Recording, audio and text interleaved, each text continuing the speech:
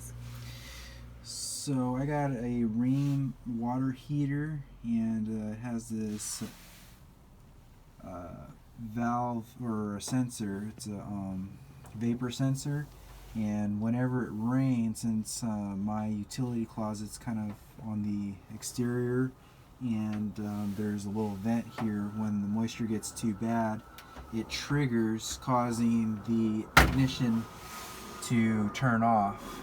So I called Rheem's technical support and gave them the codes as far as what it's reading or how it's flashing, and they told me that the sensor went bad, and they were nice enough to overnight me one, but I needed one sooner. So what I did is I kind of Googled the part number.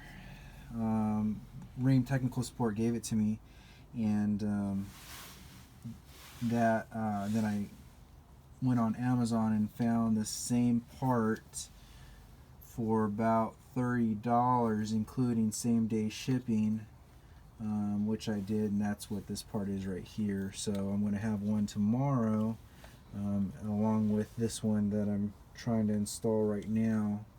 But anyhow, what you're going to do is remove the old one, and I don't think there's an orientation as far as positive, negative. And once you do that, you put the new one in.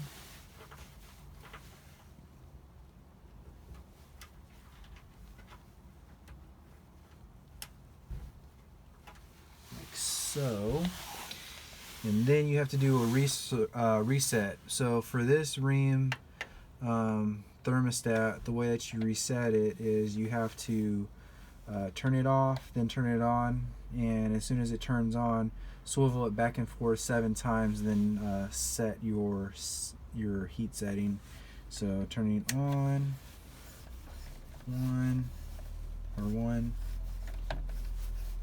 2, 3, 4,